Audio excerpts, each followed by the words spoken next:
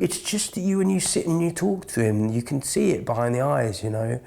They light up and become very, very naughty and very irreverent and very intimidating. I'm gonna introduce the incredible Taron Egerton.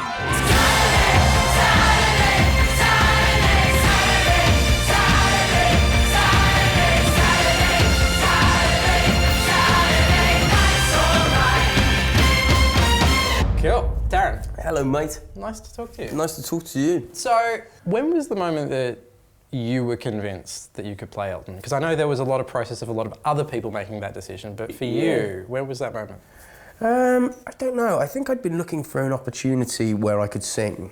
I think the thing about Elton John is that he's two things. He's one, this spectacular showman, performer, with a kind of blokey bravado, and then there's this boyish, shy, retiring character. You know, in the movie, he's described as an introverted extrovert, and I think that's really true. And I think I feel that I have both those qualities. I'm someone who has the capacity to be an insufferable show-off, and then I'm also someone who has the capacity to be quite withdrawn, I think, and quite sensitive. So I felt I had the right skill set. It doesn't always feel that way, you know. I've obviously been offered roles or sent scripts or in the past, and you sort of go, well, I can think of 5 actors immediately who would do a better job of this than I would. Yeah. But when I read this one, I thought, you know, I think I can do that. And it's just that when you sit and you talk to him, you can see it behind the eyes, you know. There's a sort of, they light up and become very, very naughty and very irreverent and very intimidating. And then you'll see a vulnerability come over him, and it's all in the subtlest of things that happen, you know. And yeah, then probably that first meeting I became aware of that very acutely. One of the things I was reading an interview with you where you were saying that to a large degree Elton stayed away from the set while you were filming, and you were actually quite grateful for that. Yeah, not in the sense that I didn't want him around. I love to spend time with him and I love his company, and that's something that while we were filming we did a lot. I think, you know, it's obviously not a kind of sanitized, glorifying version of his life. We embrace the elements of his story that are troubled and darker.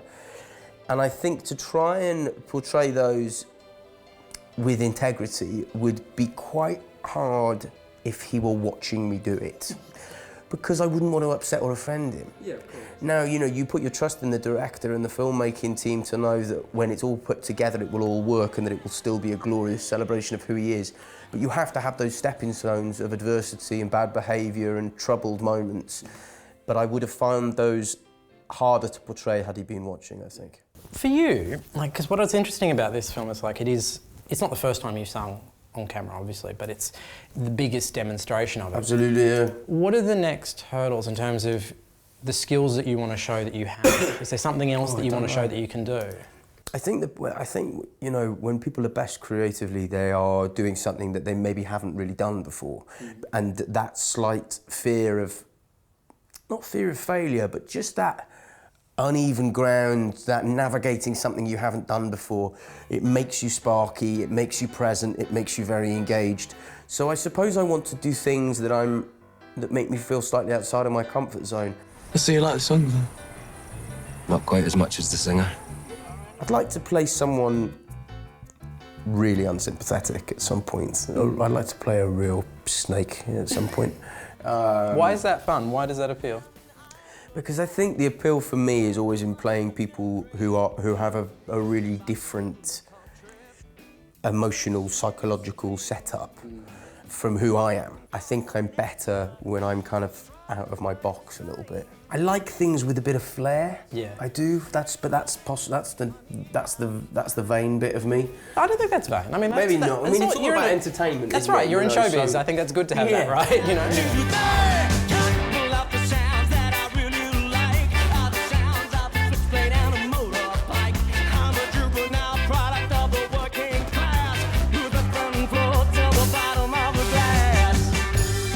Are you one of those people that can watch themselves back on camera? Yeah, because it's not just about me. Do you know what I mean? I know lots of actors don't like watching themselves, but it's not just my work. It's the work of a number of people that I've spent 18 months with. So it's not just that I'm sat watching me. Of course, the first time you watch it, of course you always scrutinise yourself. But it's a great, you know, you spend all this time creating this distilled crystallisation that you're all working towards.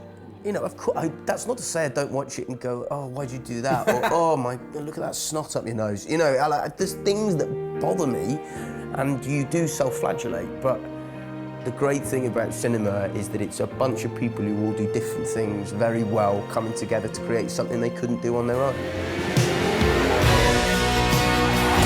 The pain, and the joy, the sorrow. You turn it into songs that people love. That's your gift. It's been the greatest joy of my professional life making this film. And Taron, you're a lovely guy. Thank you, brother, thank you. Did I just hurt your finger? No. No, sorry, man, sorry. I've just got cold fingers. No, I thought I clipped your finger. No, it's all Cheers. good. Thanks Hey, so much, man. Thank you.